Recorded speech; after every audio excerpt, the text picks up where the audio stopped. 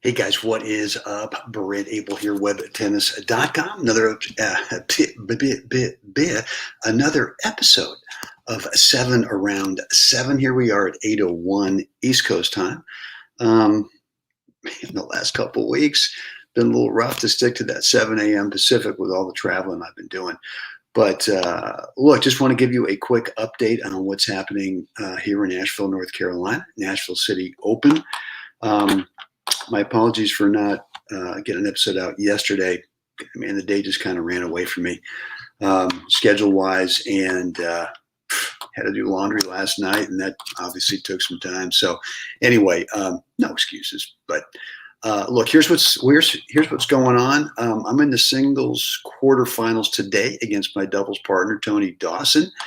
And then Tony and I are in the doubles final later this afternoon against Dave Severson and Phil Landauer, which, it's all tough. All the matches are tough. And so I've had a lot of tennis over the last, I started traveling for my daughter's wedding. Felt like 2 weeks ago.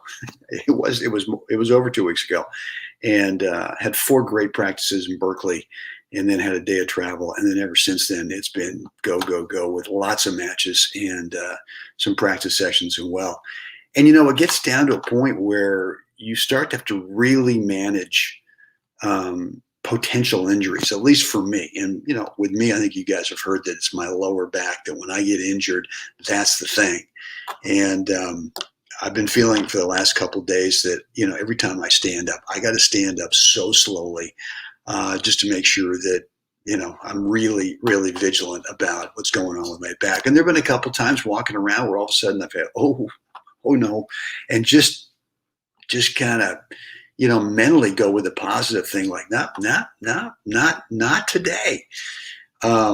Anyway, so look, guys, had a match yesterday, singles match yesterday against a really good player from North Carolina. And I won the match 6-2, 6-1. However, scores are incredibly deceiving. Every game, there was not one love game in there. Every game was a battle. And it just kind of gets down to where, for me, I've got to stick with my between points routine. And when I do that, especially when it gets to a game point, I just feel, I'm not upset that maybe I've, blown a couple of easy shots in that game or whatever. But the between points routine in a tough match is crucial to being able to have that clarity when you start the next point, that you've really got a clear idea of how you want to start the point. Because if you're lingering from the last point, I just blew an easy ball, or I just hit the greatest shot of all time, and you're just all over the emotional map. It's tough to have clarity. So as you know, every time we talk, I'm always talking about, you've got to get a between points routine, and if you're not managing the 80% of the match. 80% of the time, we're not playing points, right? It's in between points or on side changes. So I think it's really important, and especially if you get down in the match, is that you keep trusting and believing that if you don't lose focus, if you don't get upset, if you don't get angry, that the chances are much better that good things are about to happen. But to get back to this match yesterday, it was just one of those struggles, and it just ended up happening that I was just winning the last point of most of the games, right? 6-2, 6-1. And I know it sounds like a blowout. Believe me, I think it was like an hour and 45 minutes, maybe. And so, and I had this one thought. We're doing this format where you play, if you play a third set, it's a 10-point super tiebreaker, which I've always been against. I mean, to me, that kind of takes away the value of really getting into great shape, right? And there are lots of times when matches are decided on, you can lose a set, you can go down a break in the second, and the next thing you know is that the guy over there starts to run out of gas, and you're not, because you spend a lot of time in training and fitness. And so when they started introducing this third set tiebreaker, 10-point tiebreaker, I just thought, well, that just kind of eliminates that part of the game. And, even though it's a 10-point breaker, it's better than the 7-point breaker, but the 10-point still, there's a little bit of luck involved there sometimes, right? So anyway, my point is yesterday, about midway through the second set, I'm just working like a dog out there. And here, I'm not used to humidity, and it's been raining here some. And so I'm out there. I've won the first set, and I'm halfway through the second set. I'm just kind of going, thank goodness we don't have to play a third set. And I'm going, shut up. Where's that voice coming from? Anyway, so pulled that out. And then Tony and I had a nice win yesterday against a couple of guys who play doubles forever. And one of those things where I served the first game of the match, and we must have had 6 or 7 deuces, a couple of break points, and we really struggled in that first game. And they hit some great shots, and we missed a couple of easy ones and that kind of thing. And we got through that, and that just kind of like everything relaxed, and then we went out in a roll. And I think we won like the first 8 games of the match. Is that right? Something like that. And anyway, so we got rolling and ended up winning 6-0, 6-3 against a quality team. So that's always fun.